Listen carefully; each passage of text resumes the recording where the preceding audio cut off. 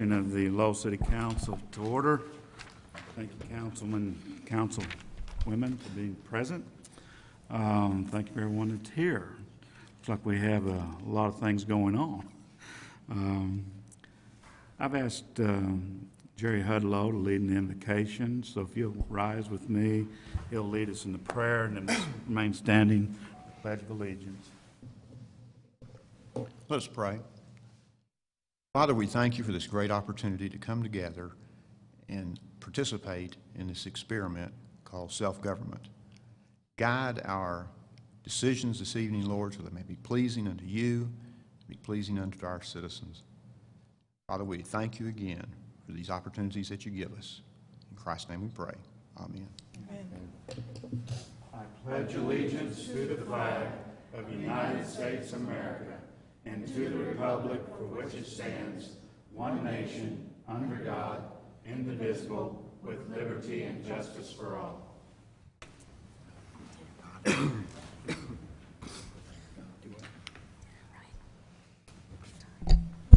City Clerk, if you perform the roll call, please. Thomas Evers. Yes. Eric Schein. Here. Matthew Yeager. Here. Jeanette Lassiter. Here. Keith Williams. Here. Kendall Stuckey. Here. Dean Bittner. Here. Ronnie Breland. Here. We have quorum. Thank you.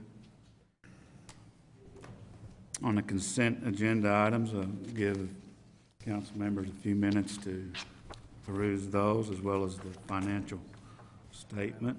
If you have any additions or comments you'd like to make, corrections, please feel free to comment.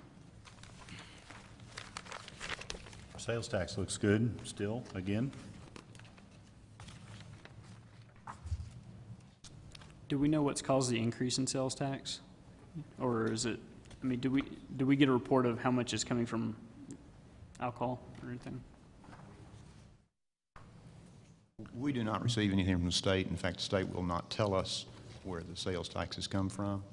This is one of those deals, we're going to accept it and thank the Lord for it. All those separated up there. I know.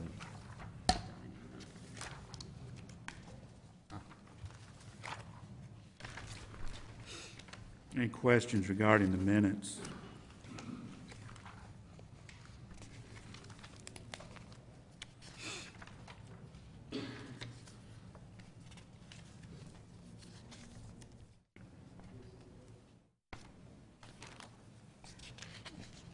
Any question or clarification needed on the financial statement?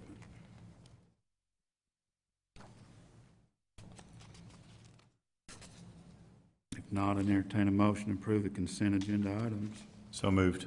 Second. Dean Bittner. Second was by who? Ronnie. Ronnie Breland. All in favor say aye. Aye. Any opposed, like sign. That brings us to our public forum time, and we have somewhat of a presentation by Selena Wright Brown that she wants us to consider on how we record things. Hi, thank you. Selena Wright Brown, here as chair of the Planning Commission. And in reference to a item that we heard last night and some discussion about that item, we had a conditional use, and there was some comments from the public about how that was announced. And of course, we met all the requirements for the announcement of that public hearing and notification of that public hearing. But there was a question posed or a comment posed that we really are not availing ourselves of the available technology to announce those public hearings. And it's not only public hearings, it would include, which is why I'm bringing it forward to you tonight, the City Council and any public hearing that's scheduled for the Board of Adjustments as well. And I would like to ask the city to, in general, look at how we can use technology to do our minimum notification requirements, but also to more widely publicize our public hearings in general. And specifically, I would like to ask us to consider using our calendar on the website, and perhaps underneath each meeting on the calendar to put a standing item public hearing, and if there is none, just, say none. If there's a public hearing scheduled for any particular meeting, then to list what those public hearing items are. And my thought is, and you may have a better way of doing this, but my thought is when notification goes to the paper, that we would also at that same time trigger notification to be put on our website. I would ask that the city explore doing that. Thank you, Selena. Any questions? I would also question the use of our Facebook page as well.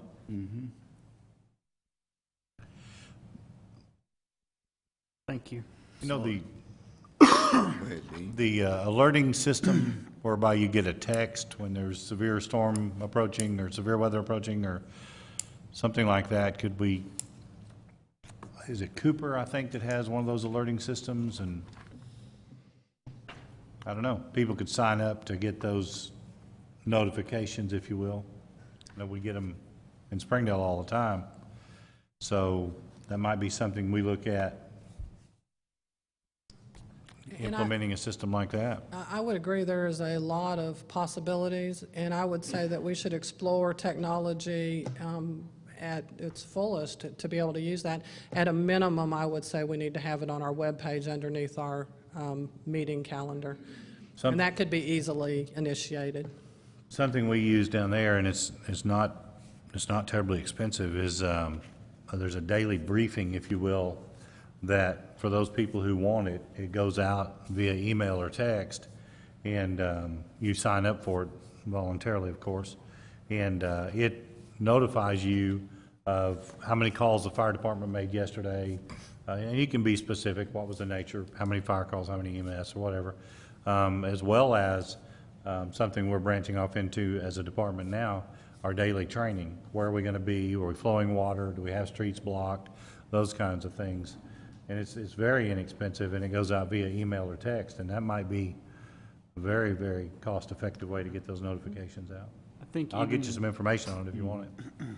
We can certainly check into that. There's no question that Well, we the way used to that have, people gain, we used to have the hearings posted on our city calendar. And they've been Regularly. posted at times. I don't, it's, They were done regularly when I was Yeah.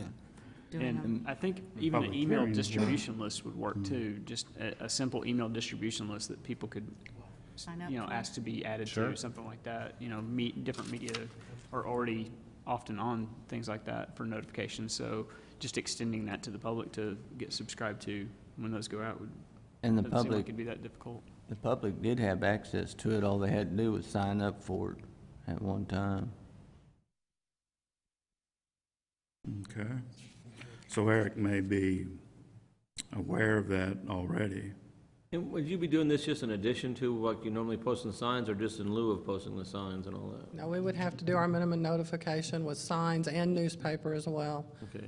Well, then my only thought would be, internet's probably the best way to get to most people without taxing so many people, trying to get everybody notified with every different type of new technology, Facebook, and it'd be like a full-time job for somebody.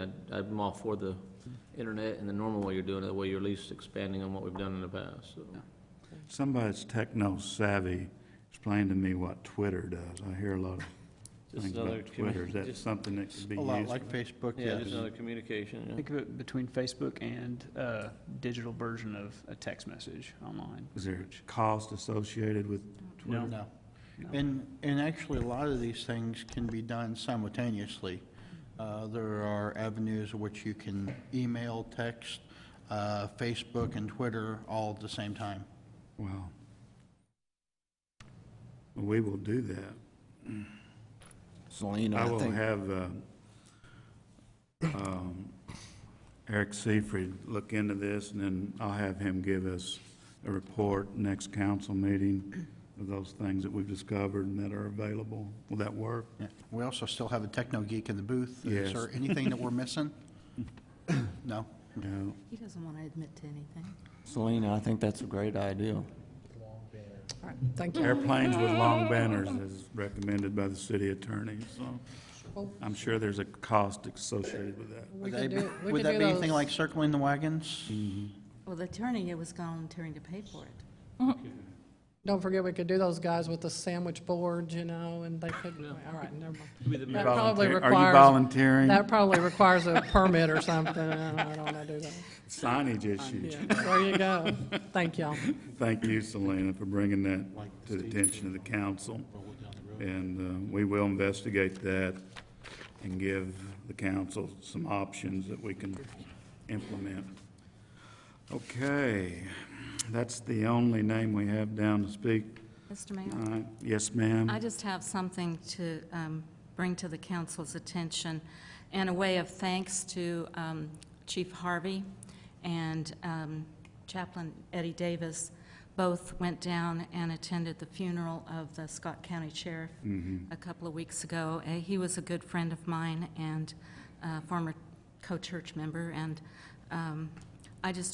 he came up here for Joe's service, and I really appreciate us reciprocating and showing respect to him and his family by these men going down there. And it was really, I think Randy would agree, it was really a very special service and very, very honoring to him. But I want to thank Chief Harvey for doing that. Thank you, Jeanette, and thank you, Randy, for attending that on behalf of the city.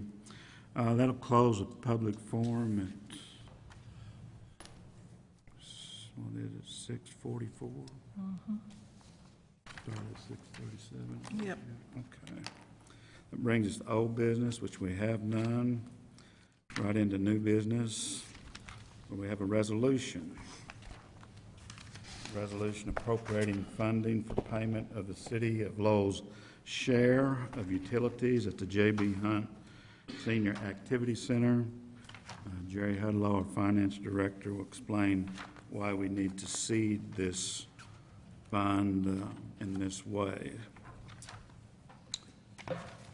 You all have the resolution where we accepted the lease agreement between the city and the Area Agency on Aging.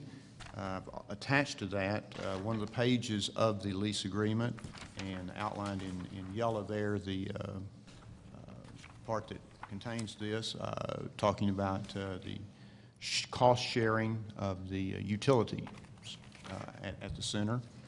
Our problem is that our account does not have adequate funds at this point in time to cost share with them. We've got a bill right now for about $2,000, and this morning we had $77.97 in that account.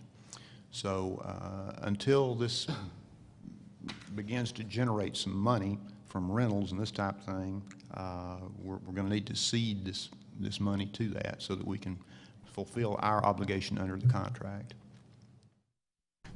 Is this just an estimate, or? Yes, ma'am, it is. Was this an oversight as well? Like at one point we made an agreement to share costs, but we didn't make agreements to fund it? Well, I think the thought, and I'm just speculating here because I wasn't here, but I think that the thought was that we would be leasing or renting out the facility some, and we are some, but thus far it's not generated the type of income to pay the utilities or half the utilities each month. And it was an oversight on the 2013 budget. We did not discuss this. It kind of slipped through their fingers on this.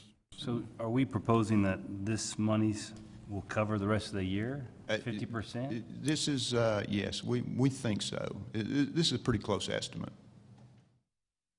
Is the estimate based on current occupancy, or? Well, it's based on current bills from August of last year through March of this year, increasing it somewhat for, you're going to have air conditioning season now, which electric bills are going to be a lot higher. But I just tried to estimate it, your billing each month. How would we set this up in the future, Mayor? Like, once this became a more rentable thing, would you have like an enterprise fund out there that would be a separate deal, or just goes right back into the general fund? The rentals go back into the operating fund of the center. Right, so that would be like an enterprise fund for the center. It would let it accumulate its own monies? Yes. The city would be here to bail it out if it didn't have enough at some point? Yes, yes. And like I say, as time goes on, the rental will increase on it, we feel like, but it's not been there it's not been open long enough really to generate much income at this point. But based off the information we know now, we're proposing that it's gonna be about $15,000 a year to operate utilities for that building. Is that No, what- no, I don't think so. Like I say, this $2,000 is from August of last year until March, through March of this year. So you're just, the 75 is just a number you kind of pull out the covers, okay? So we Right. don't really know yet. When you look Okay. at, like I say, air conditioning costs during the summer, you know the electric bill's gonna be way up there. So it's just purely an estimate. Since we are pulling these out of the reserve fund, will we be paying it back? That would be a decision that the council would need to make. Jerry, what kind of estimated cost do you think it'd be for the AC through the summer? Roughly. You're gonna have $400 or $500 a month bills over there. And it depends on the usage and everything else. Mark, 6 or 8. But Maybe you could get a little box for it instead of 85 in the summer. Well, the reason I'm asking, because on some of the bills strictly that you use and everything, like your electricity and everything, you can, after a year or two, whatever, you can get them on a set rate. And if you can do that, then you know what your bill's gonna be every month. oh yeah, in 3 years, I can give you a real close estimate. But since it's only been operating for, less than 6 months? Right. It's a And little difficult. that's where I was going with this. Yes. And Yeah, we'll have a much better understanding of this when it comes to the budget process later this year. Right. We'll have another quarter to, another 3 months to put in there on top of it, which reminds me that time is quickly approaching it. What would be the Look at the plan? budget. What would be the plan for the funds at the end of this fiscal year if this money wasn't actually totally used up? Well, it What could, it could either stay in the fund or it could come back to the general fund. Again, that would be the council's decision, Okay, not so we would mine. need a separate resolution to transfer it back out of there? Yes. Okay. Yes. Because I noticed that how it's worded for, stating utilities in 2013, we actually wouldn't be able to use it next year, I wouldn't think then, since, Well, once it went over there, you would be able to use it, regardless of what, this says. But okay. again, it would be your decision. I could tell you at the end of the year how much is in there, how much is left. Any other questions for Jerry? Mayor, I make a motion that we accept the resolution as presented. A motion by Ronnie Breland. I would only feel comfortable with such a motion as if we had stipulation in place to repay this. At least at next budget, that we put the money back in. Well, I agree with that, and to a point where I think we probably need to have a miscellaneous type fund for these problems in the future. But like with an enterprise fund, once this thing starts generating its own monies, then they'd be paying us back. But we probably have to always have an account there just in case it's got missing rents for a month or two. We're gonna have the same problem instead of transferring each and every year.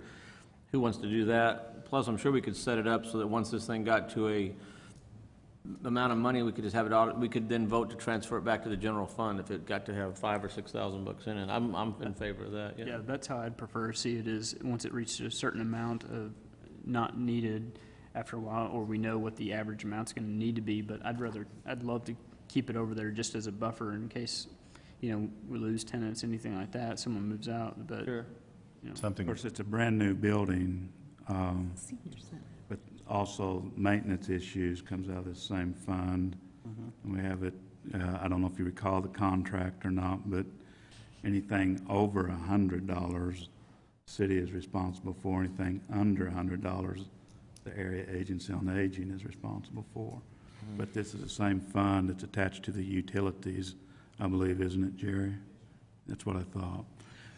Ronnie, would you like to amend your motion as presented? Mr. Mayor, now, if, as a council, we control refunding that money, correct? As a council, we decide, at the end of the year, when we're doing our budget, we can decide to put that money back in there. Right. So, do we really need to put that in the resolution, that needs to be refunded? Because if we're making that decision at the end of the year, why don't we just do it, instead of putting it in a resolution and attaching it to a resolution, why don't we just do it at that I time? think that's a very good point, Keith, and that's more or less what I was thinking that probably the council would do, because we will have a better picture, a better snapshot 6 months from now than what we've got right now, to know how we feel about that.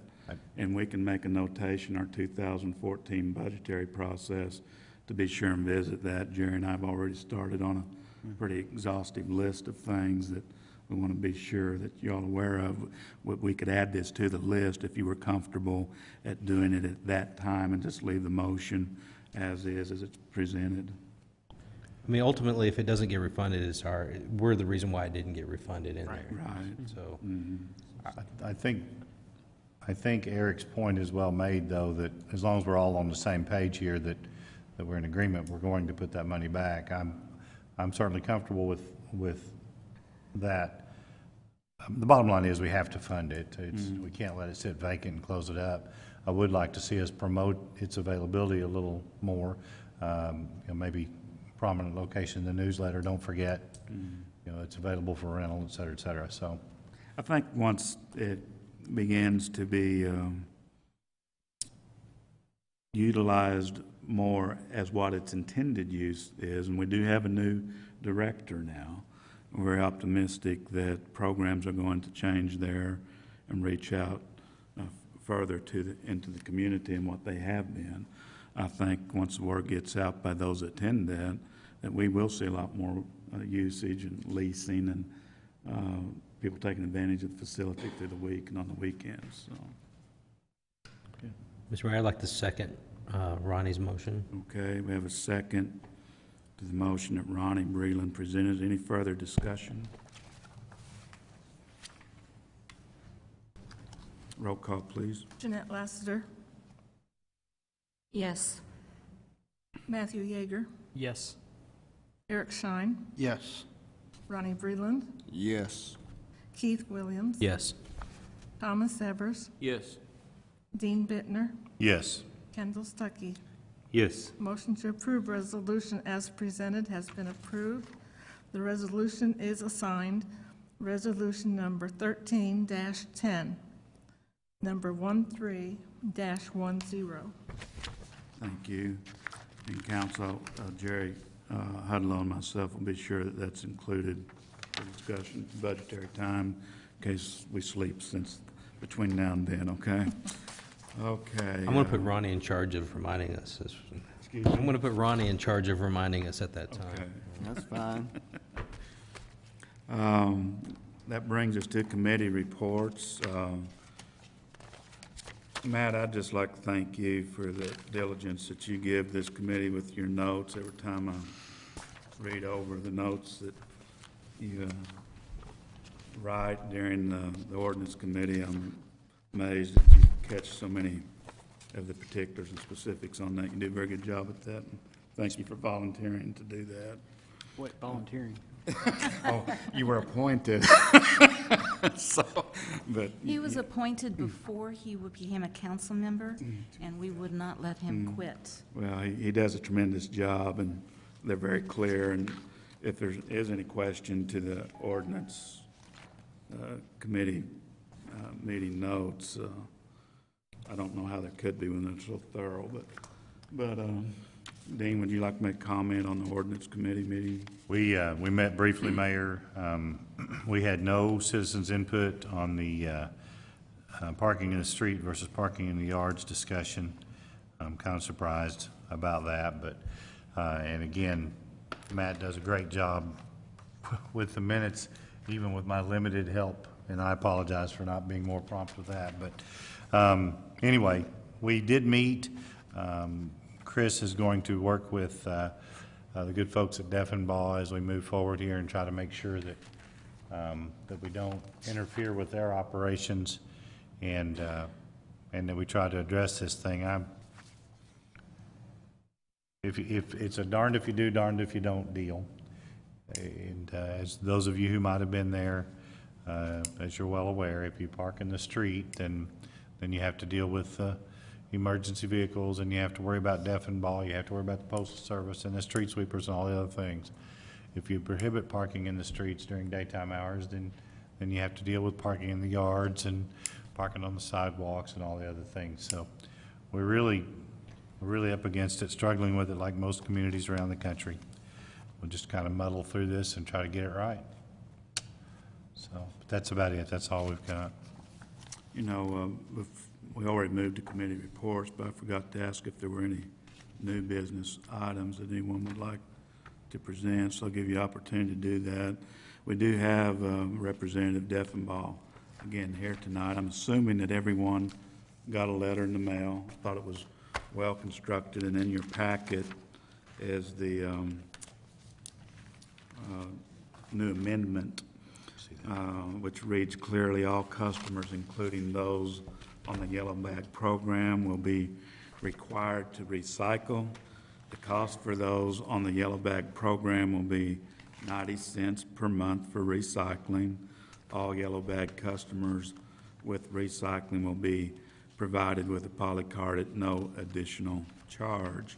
And I understand they started delivering these carts as of Monday, and everything has been going fairly well. Melanie, would you know whether we've received any complaints the last 2 days on the carts themselves? Okay. But hopefully this will clarify a lot of the questions we had last time, and of course Jason is here if we would like to ask him any further questions. Did you say some of the carts are starting to be delivered? Is that what I was? Yes, they are. I got mine today. Yeah, we got ours This week is a today. big week for that, I guess. The recycle carts or the trash? No, they're gonna come later in the month, I think. Jason, would you mind coming to the podium there, and looks like there's going to be a few questions. Kendall Stuckey, would you repeat your question, Jason? So the trash bins have started to be delivered this week? They have. We started Monday. We should be finished with everyone in Lowell by tomorrow. That's our goal, with all the trash, 96-gallon poly carts. Okay. The recycle bins, we'll build them the week following. Next week, we'll build them, and then we'll distribute those the following week. So the last week of June, we should, after the last week in June, we should have everything going into July delivered to your houses. So way ahead schedule.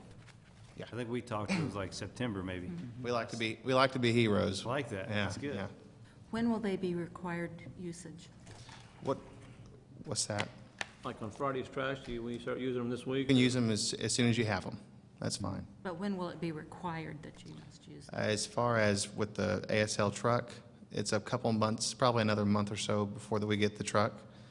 So we've got these out here ahead of time, so it'd be good practice for people to start using them, to get them out there. And I always like to have something before I actually go into battle with it, so a little practice time. Thank you. They're sturdy. They are sturdy. I think I can park my truck on top of that dude. I've lifted it and thrown about 1,000 of them today, so I can tell you they're sturdy. There was a little question last time about the cost and everything between the seniors and everything and the contract. With recycling. Mayor, have y'all looked over that? That's And- all been settled, Ronnie, that amendment that the issue that rose during the last city council meeting, that's the page behind the ordinance committee minutes. That's been settled, and then they've all got a letter explaining the cost. All the residents have. So if you'd like to see a copy of the letter, I can pass it down there to you. Why don't you pass that down there to Ronnie? Let him look at that. Was the letter for the yellow bag services only? Or is that a separate letter? That's addressing, I know. the deadline and the timing and all of that on that, so. When he passes it back, I'll just read it. Did you get yours? I'm kind of curious now that y'all I didn't didn't get get it. yours. I didn't get one. I don't know that I've received it. 2 months but my ago wife or did something. send it. Every resident should have received this letter. He did. Let me just read it. The City of Lowell has arranged for your new trash and recycling containers, polycarts, to be delivered to your residents this month. We will start on Monday, June 17, 2013, delivering your 96-gallon trash polycarts, and be back by at the end of the month to deliver the 65-gallon recycling polycarts. Please use these containers to deliver your trash and recycling to your curb before 7 a.m. on your scheduled pickup day. Please note that your trash container will have a black lid and your recycling container will have a yellow lid. Both containers will remain the property of Deffenbaugh Industries and must be returned to Deffenbaugh Industries if you move outside of the city. Carts must be placed within 6 feet of the street, facing the street. Lid opens towards the street. Yellow bags for trash not inside the container shall be set next to the container. Yellow bags can be purchased at City Hall or at the Deffenbaugh office in Bethel Heights at a rate of $1.50 each plus tax. Trash outside the trash container, not in yellow bags, will not be picked up. All residents within the city limits of Lowell must subscribe to trash service with Deffenbaugh Industries. I thought it was very clear and very concise. If there are other questions, Well, just a Need to ask question there, if I Jason. can. Although the holidays, there's still gonna be some trash that's outside the deals. We've talked about that before, too. As far as the certain special circumstances, there will be. Right, and how about like large cardboard? We're gonna let that be outside of a yellow container? Are we gonna try to shove that in a container, too? There's going to be some times we're going to have more cardboard than you'd regularly have, so the cardboard we'll take care of as well. Right. Just so another question, I mean, it says, I mean, obviously, we're gonna pay for it, but like, when it says, will be required to recycle, so if I don't put my recycling bin out because I haven't recycled, what happens to me then? We're not going to fine you, we're not sending you a ticket, so. As far as taking on that extra 90 cents is what that means. Okay. Now, it said 6 foot. I mean, you was talking just a few minutes ago, and you said 3 foot. So is it gonna be 3 foot or 6 foot? It's 3 to 6 foot in 3 that to 6 range. foot. Yeah. Okay. 9 feet. I think the point is there, they want them off the road just enough that the traffic will not hit the container, but they need it close enough that the arm will reach. So it's kind of a slot there that they need to. Do you ever have to go, I'm just curious, Jason, some of these folks that have a problem with that, you have some orange paint, you have to go out and paint a square. We've never painted anything. We've had people paint things, that's for sure, including our containers. Is there a certain side that you want the containers on? If we have issues, and like I said, I've been delivering with all the guys the last 2 days, and I will continue to, just so I can see what's going on out there to make sure that if there is a problem or there is going to be a problem, that we can take care of that. I mean, when they set them out, do you want your recycling on one side of the curb or? It doesn't matter as Okay. long as they're out there. Okay. Just when, we were, when you were discussing this just a second ago, that was talked about, the containers must be returned. Would they not just be left at the residence for the next? In most time, they will. In most cases, that's all that happens, is they leave the containers there. Okay, And that's just so it doesn't go, I understand. yeah. Okay. Jason, we appreciate you being here tonight. No problem. To answer questions and to work with us on these finalizations with the No contract problem. after the contracts. Any questions, you guys just call me. Okay, thank you. Appreciate it very much. That brings us to announcements.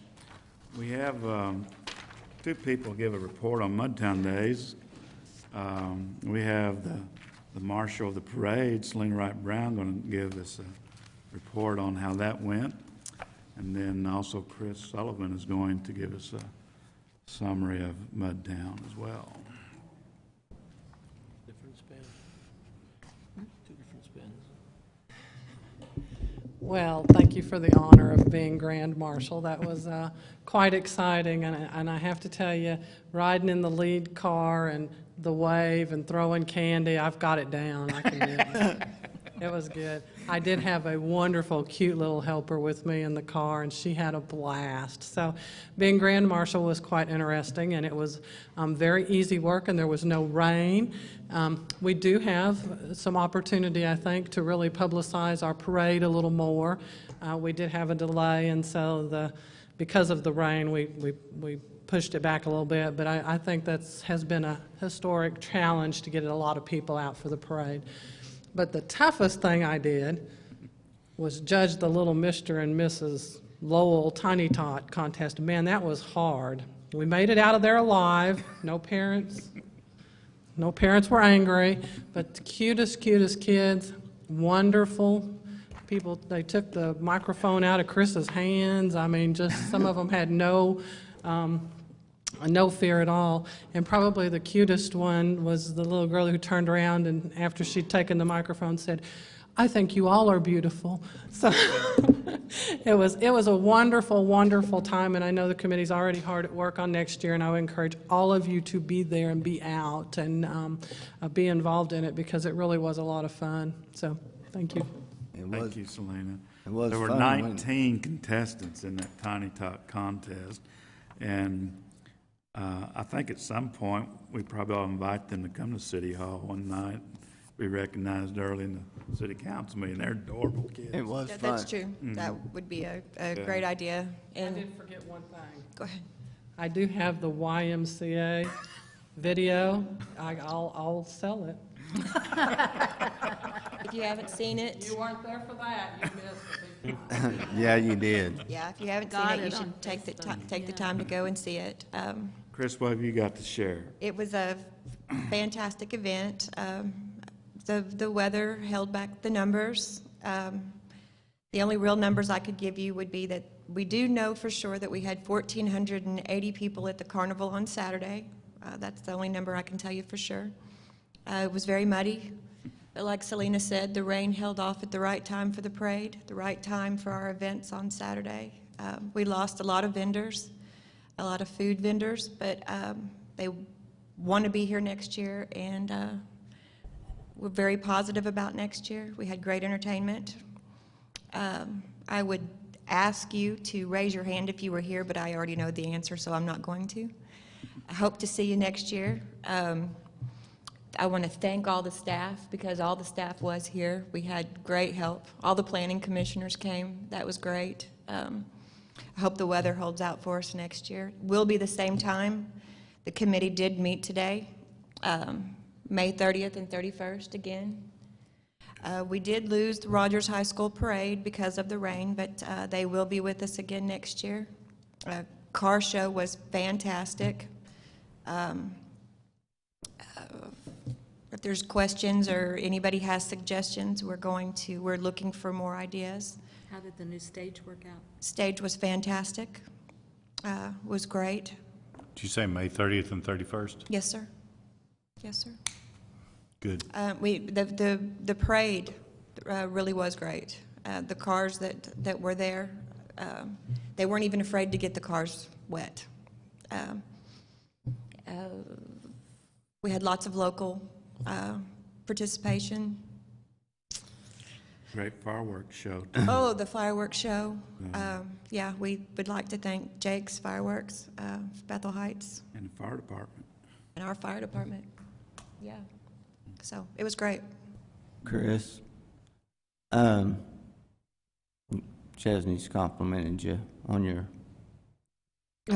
MCing and everything, Thank you. so. Those kids are awesome. And she's right, that little girl just, Interviewed I don't you even remember up what a I was storm. asking her, and she just took that microphone right away and asked me what I was going to do this summer. That's what it was, I think. Yeah, swimming and everything else. Yeah, And she you just- had friends. Yeah, they were awesome. Those kids Maybe are she awesome. should MC next year. I think that she was after my job, yeah. I She's think I after asked her, your what are job. you going to do this summer? And she said, took the microphone. She said, well, what are you going to do this summer? I said, she's after my job. Thank you, Chris. I just want to express to particularly the employees that volunteer their time to help with Mudtown. As you know, any community event, especially one of this size, takes the efforts of the entire community, whether it be a sponsor or volunteer. And we have a community that just pulls together and gets it done and perseveres. And we had one of the best Mudtown days I think we've had in a long time this year. So everyone seemed to really enjoy what was going on and participating in it. And I know it would not be the type of event that it is if we didn't have planning commissioners and council members and employees that were out there volunteering on during that week. And I just ask y'all to give yourselves a hand on that, because you did a great job. So I just wish we had more people to share it with, because we've got a wonderful community when it comes to working together on events like Mudtown. And Liz can square dance. What? And Liz can square dance. Yes, she can, can't she? I did, didn't I? Mm-hmm. We even got pictures of Melanie dancing. That moves us into Highway 264 improvements. Our city attorney has given the mayor the A-OK to sign an agreement that we have come to with HTD. It's signed by Scott Bennett, and now it's signed by me. And I think did you sign this earlier, Yes, Tom? Yes, sir. So it's been signed, and the finance director has attached a check for $103,900 that will come out of our Highway 264 improvement fund. But what this will do will set things in motion now for us to begin to keep the design measures that is required by the state to improve the intersection there at Goat Springs Road. It will also widen the 5 lanes that will ultimately come off of the bridge there, where it narrows down to 2 and take care of that bottleneck. It will include turn lanes to the north and the south, and it'll also take into consideration of how the Arkansas Greenway crosses through that intersection and extend a distance to the west. At what point, we're not really sure. The only thing that, and I have expressed this over and over to Dick Trammell and those at Arkansas Highway Department headquarters, that I wanted to be ready to go when they start their project, which they're going to be spending $4 million improving that exit there.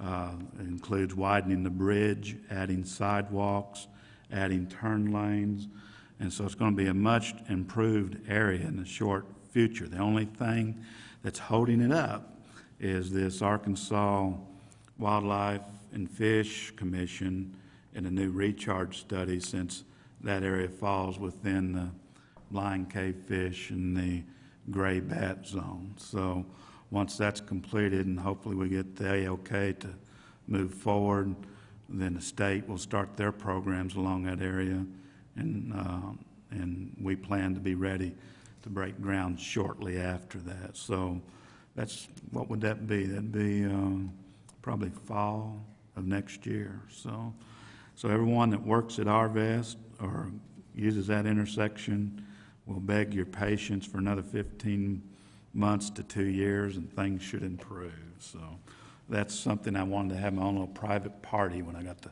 phone call, and there was no one to party with. So that's really going to change. That's really going to change. Hopefully it'll happen before then. Excuse me? Hopefully it'll happen before then. Well, I don't think we'll have it before then, the way things have been moving in my history, but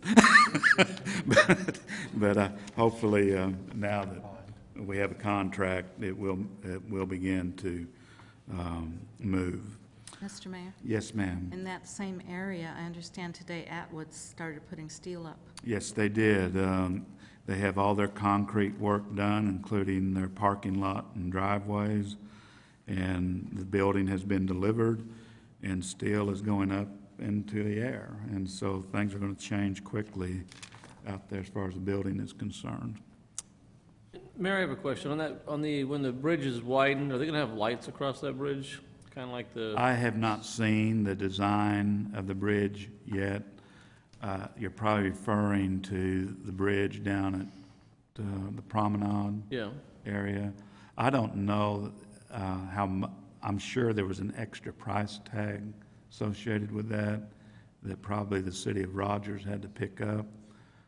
But we have not seen the design engineering on that bridge yet. We will at some point.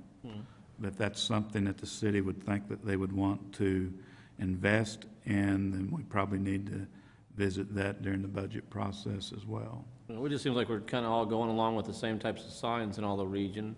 Some of these overpasses, I think those overpasses that are lit like that are a lot nicer, so. The thing that I have somewhat insisted on from HTD is since the Greenway will be utilizing Gold Springs Road, that we need to have a safe passage across that bridge as later we can develop trails on the east side of town to connect with it. We don't want people out there on their bicycles and baby strollers trying to get down through that traffic from the east side of town or from the links, for example, trying to access that Greenway. And they finally, I think, listened to my point enough that I've heard, I haven't, like I said, I've not seen the design plans, but I believe there's going to be a sidewalk on both sides of the bridge. So that'll be a great improvement. Okay. Other announcements. Our attorney has also been busy with meeting with other attorneys. The Kathleen Johnson Memorial Project is, I would just say, we're kind of up and out of the mud now and moving forward. And we're soon to have the agreements in place that steering committee can be seated, and that'll probably be brought to you as an ordinance. Would you like to explain that a little bit further, Tom, what that will consist of? Yes, sir. I guess our biggest hurdle is probably getting the property gifted to the city, and that is now, I think, we can actually see light at the end of that tunnel, and it seems to be coming here quite soon. When the property is gifted, it's going to be gifted with a restriction that it be used for public purposes only, and I believe the city is going to want to, and I'm going to strongly recommend that we, receive it with an ordinance that will tell the world that it will be restricted to public uses. And then we also, by ordinance, with some legislation, form the steering committee and give it some teeth so that it can also control and make sure anybody that comes and applies will begin a relationship with the city of Lowell so that we know that they will be held to that public use restriction, and also probably ask them to commit to some design standards that the steering committee under the mayor's leadership has already begun to develop. So those are things that we'll be bringing to you in the coming month or two or three, we hope. Again, we got to get that first hurdle cleared, and that's going to be getting that property gifted, but we really think that's a lot closer now than ever before. Okay. Would property be gifted to recipients if they were going to develop on there? Would the city actually sell the property to them, or would No, sir. the city gift it back to them as well? We're going to retain that property in the city of Lowell. I believe that's going to be one of the conditions of the gift to us.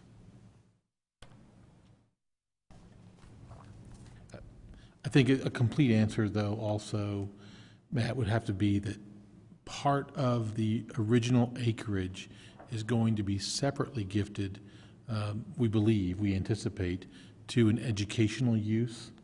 And one of the reasons it should be separately gifted is that educational use may also be a faith-based educational use.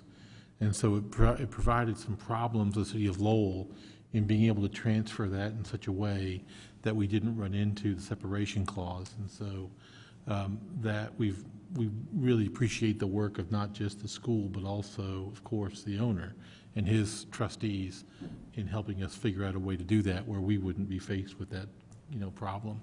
So that will be separately owned. If it ever ceases to be a school, we anticipate it'll come back to Lowell. But Lowell will own the remainder of that, the vast majority of it, and we will try to retain control of that and to administer leases to Yeah, the Tom, folks so is those leases gonna be set up kinda like, I don't know if you're familiar with like the Irvine Company's leases in Southern California, where they lease your property for 99 years, and every 99 years you can renew that lease? That way it retains? Something along those lines, yes, sir. Okay. I'm assuming that this school will be on the hook for helping us with infrastructure and utilities? We believe that, we anticipate that those are going to be still developer-driven and developer responsibility along those lines for especially the road frontage, but also maybe some interior design type of infrastructure as well. Yeah, another thing that has come to our attention too, since all these identities that eventually want to locate, once they're approved through a process, we'll have to follow the same design standards basically as the overlay district, or even more stringent than that. So Planning Commission is going to be revisiting some things as well, because we really want this development to be something that is a step above a lot of the things that we associate with these types of facilities. We want to look like one complete project as all these things come together, that it was all designed together, even if some of these things take 10, 15 years to develop on the property. But there are right now 3, possibly 4 very promising projects are going to locate here. So, any other announcements? Elsa's 95th birthday party. There you go. Get on the microphone and tell us about that. Okay, the Friends of the Museum, Arbus Bank, First Baptist Church are getting together to host a birthday party for Elza Tucker. His 95th birthday is July 13th. We will have the party July 14th on this Sunday. It'll be come and go. It'll be from 2 to 4 p.m. We'll be serving cake and punch and coffee. And we want to invite all the council, all the planning commissioners, the city employees to this party. And where's it going to be at? First Baptist Church Fellowship Hall.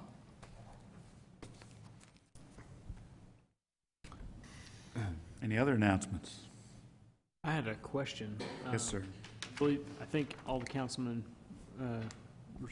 received an anonymous letter over the past couple weeks. And I know that CJ was looking into some of the complaints mentioned in it, and I was just curious what findings might have come up from some of those complaints. Don Harkins, would you like to address that?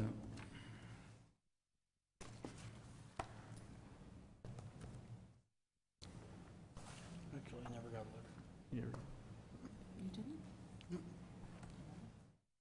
I wasn't sure if everybody did. Not having a copy of the letter with me and not having received one, a little bit difficult to give you the answers you're looking for, I think.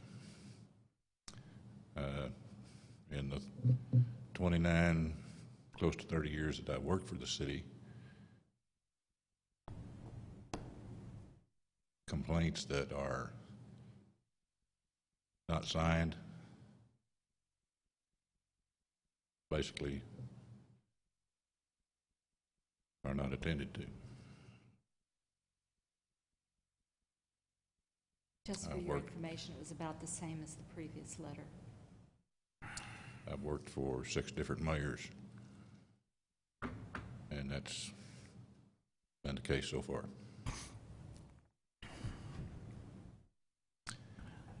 My door is always open to anybody that wants to come visit me about any of my staff.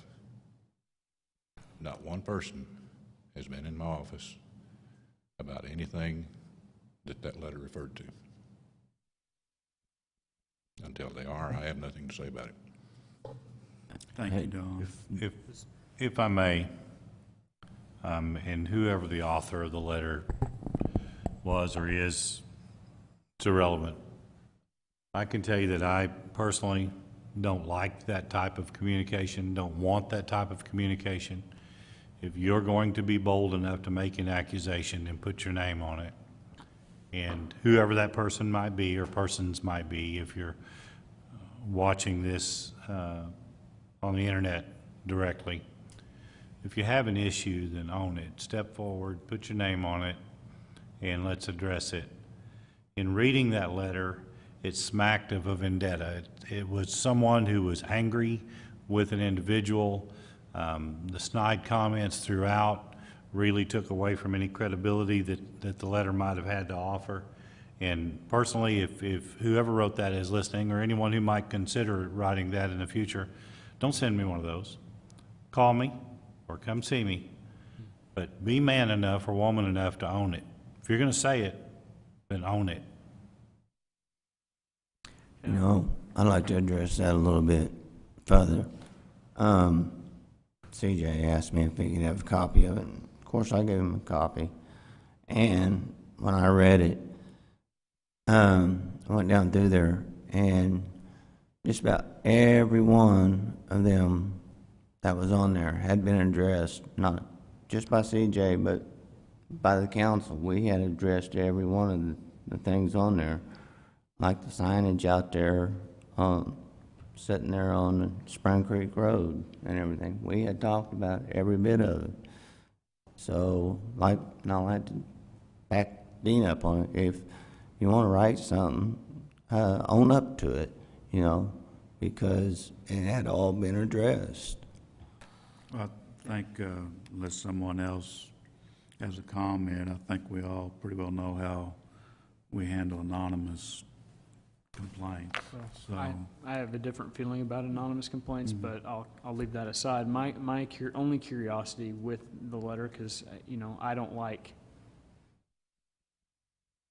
accusations that don't have qualitative proof to back it. But I know that there were a few things just cited in there that CJ was following up on just to see, and I was just curious if even some of those were they valid? It was part of my question about it, because I drove, one of the complaints listed is it was about a vehicle being on blocks, and I actually drove by the residence, and unless I'm wrong on part of the code there, because I didn't research the code, it was not in their yard or in the street on blocks. It was actually in their driveway. And to my knowledge, that's actually your personal property, and I don't know that there was a law against that. So I don't, you know, maybe there's a covenant being broken, but I'm not sure that there was a law being broken there. And so I was just curious, were they valid complaints or something like that? So that was my only curiosity. well, in my opinion, Matt, it can't be a valid complaint unless we have a name to address the time, place, and all the questions that we need to ask to investigate it. And so that's why we don't investigate it, because many times they're conjecture, they're arranged in such a way to create problems. And this mayor has already promised the community and the staff, my department heads, that I won't give any credence to an anonymous complaint. And if you want a mayor that does, there's an election coming up in a year and a half, so. Well, I would say if that's the case, that no anonymous complaints will ever be listened to. And as I've They said, can't be taken seriously, Matt. How can they be taken seriously when the department heads cannot investigate the substantiability of them? I can understand it if it lacks some of the information, but I think there are cases where people will have a desire to remain anonymous. Separate from this letter completely, because I agree completely with the assessment that, you know, it needs ownership. But, you know, right now on the city's website, someone can post a complaint, not on code, but they can post anonymous tips and complaints to the police department as well. And I will say that to me seems like something that is valuable. Someone could have an issue where those things are public record when they are sent in, and if they have a fear of retaliation, you know, I think that to just discount anonymous is different, but I'll leave it at that. I agree with what you're saying, Matt. The problem that I had principally with that document were the snide remarks and the sarcasm that was rampant throughout that document, And honestly, CJ, that's why I'm not gonna share it with you or anyone else. If someone else does, that's on them. But, you know, frankly, I opened it, saw what it was, and went in the trash. That's it. I don't own it. And don't be a wise guy about it. Don't be a smart aleck. Own it. Yeah. That's all I'm gonna say. And it was throughout the city. I mean, so they had to either be in council meetings or they had to drive the city. You know, so like Dean says, own up to it if you're gonna do it. Mr. Mayor? Yes, ma'am. Well, I was going to move to adjourn, but somebody was starting to say. Yeah, I'm going Tom to try wants to to get a make- real quick last word in, and then Jeanette, hopefully at the end of this discussion at least, we as a city, if we are confronted with, or if we're provided with information that is verifiable, that is of such a nature that it requires investigation, for instance, we will take anonymous tips to the police department, especially something like racial profiling or something like that. We have a policy on that. The thing is, we have common sense, and we will give any kind of complaint the kind of attention that's required. I think when Mr. Bittner says things that are laced with sarcasm and ill attempts at ironic humor are not really worth much of our time as far as investigation. But other things that bring to light very serious situations that, even though we don't have a name to put with them, do require us to look into them because we're responsible public servants, we do that. So I think that's, summing up what everybody's saying. I just want to make sure that the public knows that when someone brings us something that's very important and very critical, we don't just ignore it because there's not a signature on it. Sometimes there are good reasons for no signatures. But when something is full of sarcasm and silliness and obviously personal vendetta, we tend to give those less credence. See, Ronnie, I'm not going to be able to get the last word in on this issue, but thank you, Mayor, for allowing me to just give that Thank you for your comments, Tom, and I think you expressed. Mayor, I'd like to ask Dean when our next ordinance committee meeting is.